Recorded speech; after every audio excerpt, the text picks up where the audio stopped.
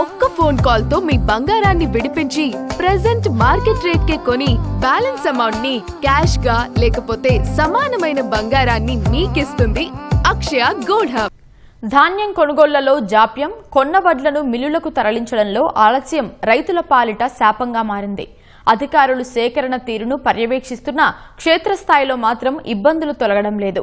కొనుగోళ్లలో వేగం పెంచాలని అన్నదాతలు ఎంత మొరపెట్టుకున్నా ఎక్కడ వేసిన గొంగలి అక్కడే అన్నట్లుగా పరిస్థితి తయారైంది. చివరకు ఆగ్రహానికి గురవుతున్న అన్నదాతలు రోడ్డెక్కి ఆందోళన బాట పడుతున్నారు. ఉమ్మడి నిజామాబాద్ జిల్లాలో ధాన్యం కొనుగోళ్లలో జాప్యంతో అన్నదాతలు ఆందోళన చెందుతున్నారు. ధాన్యాన్ని విక్రయించేందుకు రైతులు అరిగోస పడుతున్నారు. తూకం వేసిన బస్తాలతో కొనుగోలు కేంద్రాల్లో ఎండలో లారీల కోసం పడిగాపులు తప్పటం లేదని రైతులు ఆందోళన చెందుతున్నారు. దీంతో పాటు కేంద్రాల వద్ద కనీస సౌకర్యాలు లేక రైతులు ఇబ్బందులు పడుతున్నారు. పంట కోసిన నాటి నుంచి కంటి మీద కొనుకు లేకుండా పోయిందని రైతులు ఆందోళన చెందుతున్నారు.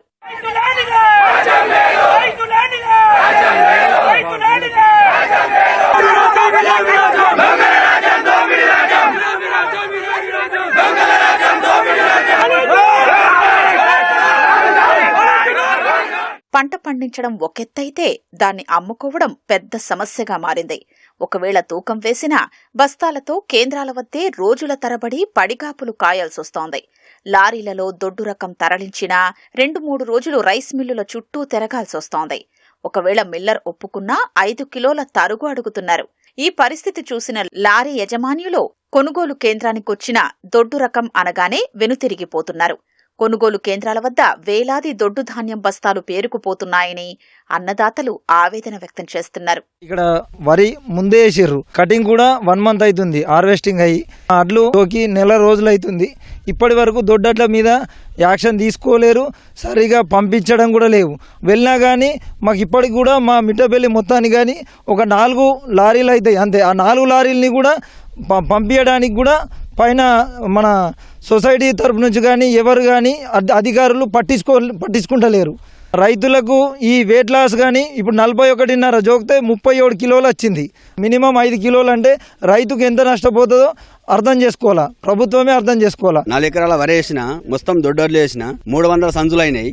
అలాగే 70 సంచులు ఒక లారీలో పోతే 4 రోజులు 6 రైస్ మిల్లు దింపిండ్రు. లాస్ట్ దించారు, 5 కిలోలు కటింగ్ చేశారు. అయినా కానీ ఒప్పుకున్నాము. ఈ అడ్లు దింపి 25 రోజులు అవుతుంది. ఇప్పటిదాకా అడ్లు పోతలేవు, సొసైటీ వాళ్ళు పట్టించుకుంటలేరు. ఈ గవర్నమెంట్ కూడా ఏం చేస్తారు కూడా అర్థమైతే లేదు. ఇవి ఏం చేయమంటారు, అగ్గి పెట్టేయమంటారంటే చెప్పండి, అట్లా కూడా పెట్టేస్తాం. మరి ఇక లాస్ అయినాము, ఎలాగైనా లాస్ అయినాము. ఇప్పటిదాకా కూడా ఎవరు కూడా ఏం పట్టించుకుంటలేరు. దయచేసి ఈ అడ్లు మాత్రం కొద్దిగా తీసుకోండి. ధాన్యం కొనుగోలు జాప్యంతో రైతన్నలు రోడ్డెక్కుతున్నారు. కొనుగోలు వేగవంతం చెయ్యాలని ధర్నాలు, నిరసనలు చేపడుతున్నారు. డిచ్పల్లి మండలం మిట్టపల్లి రైతులు తూకం వేసి నెల రోజులవుతున్నా లారీలు రావడం లేదని కొనుగోలు కేంద్రం వద్ద నిరసన చేపట్టారు. ఇందల్వాయి మండలం ఎల్లారెడ్డిపల్లె రైతులు ప్రధాన రహదారిపై ధాన్యం పోసి వంట వార్పుతో ఆందోళన చేశారు. అదే గ్రామానికి చెందిన శేఖర్ అనే రైతు పెట్రోల్ పోసుకుని ఆత్మహత్యా ప్రయత్నం చేయగా పోలీసులు అడ్డుకున్నారు.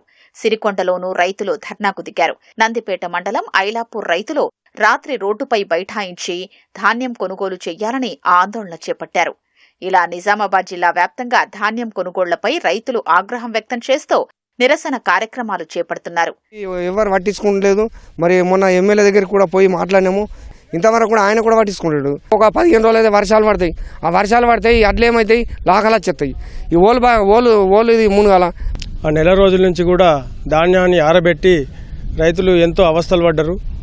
ఆ అవస్థలు పడ్డ తర్వాత ధాన్యం తీసుకునే పరిస్థితిలో గవర్నమెంట్ లేకపోవడం వల్ల రైతులు అరిగోసలు పడుతున్నారు.